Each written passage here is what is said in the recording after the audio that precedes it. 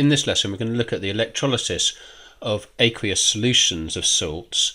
So remember, here we've got the salt or the metal oxide, for example, in its solid form.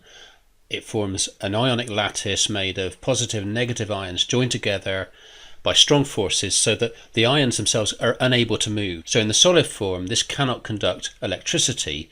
Now in order for it to conduct electricity we've got to change it into an electrolyte. We can do that by melting it, or as in this case we're going to do it by dissolving it in water. Okay, so in this case we've obtained an electrolyte by forming an aqueous solution of the salt, as opposed to in the previous lesson where we obtained the electrolyte by melting the salt and changing it into the molten or liquid state.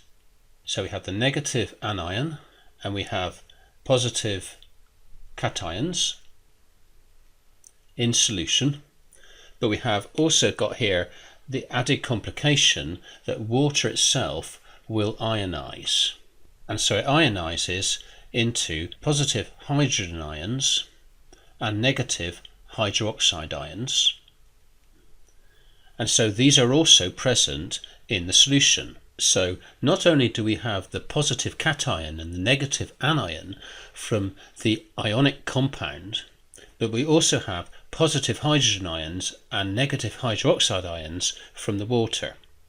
So we need to observe some rules to see which positive ion gains the electron at the cathode. Okay, this is the cathode, remember. That's the negative electrode, and this is the anode. And likewise we need to observe other rules to see which negative anion loses the electron at the anode. Right, so let's have a look at the rules for the cathode first of all, and for that we need to look at the reactivity series. And we look at the cation, and if the metal for the cation is above hydrogen in the reactivity series, then hydrogen will be released at the cathode. Okay, then hydrogen is released. Let's just make a bit more space here, a bit more room. So what we're saying is again that at the cathode reduction will take place, and the ion that is reduced will be the least reactive ion. Let's say hydrogen will be reduced. So we can write the half equation, H plus, the hydrogen ion will gain an electron. That means it's being reduced. Now of course hydrogen doesn't exist like that in the atmosphere. It forms a diatomic molecule, so we need to put a 2 there, which means we need to balance the half equation with a 2 there and a 2 there to keep the charges balanced. Now if on the other hand the cation is below hydrogen in the activity series, for example copper say, then the metal will be released at the anode. So we'll have is below, the metal is released or liberated. So supposing this is copper, I know there's only a plus sign here, and the copper cation has a 2 plus sign, so we'll say that it gains 2 electrons, and that will form the copper atom, and copper will appear on the cathode. So in this case the hydrogen ion is reduced. In this case, where the cation is beneath hydrogen in the reactivity series, then the copper ion is reduced. Okay, so now let's have a look and see what happens in the case of the anode.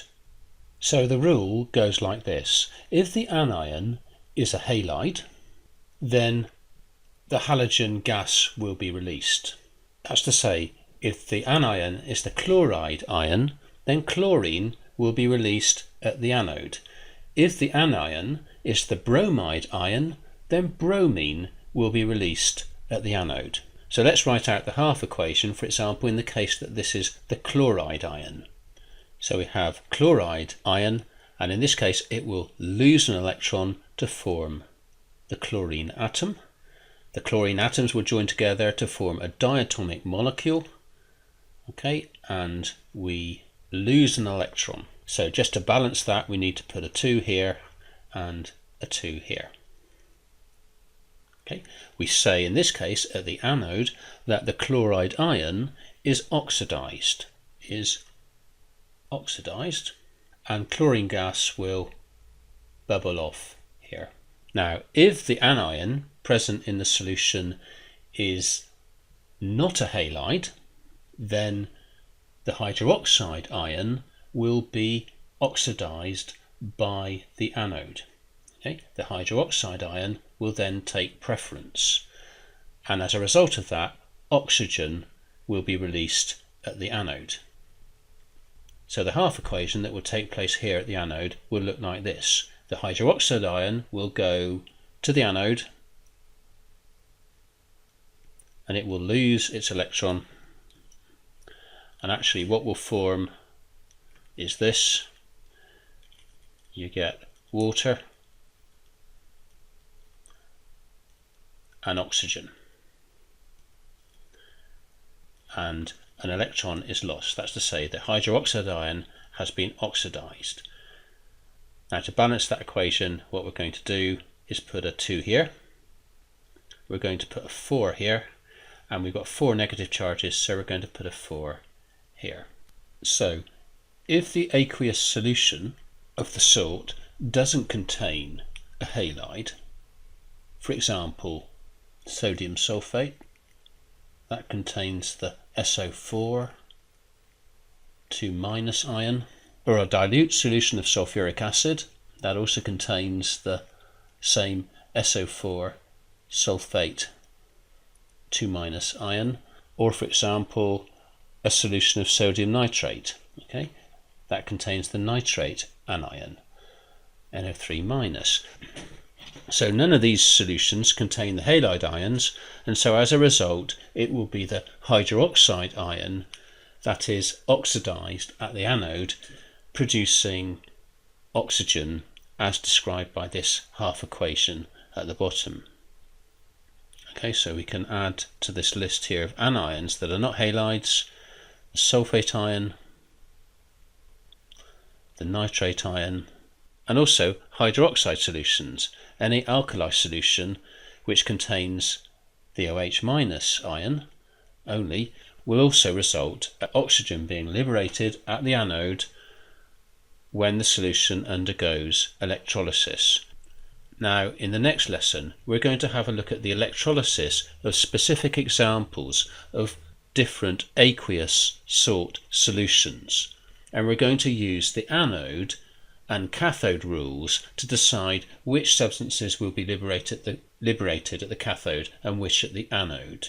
And it would be a good idea for you to watch the video and practice writing the half equations that take place at each electrode.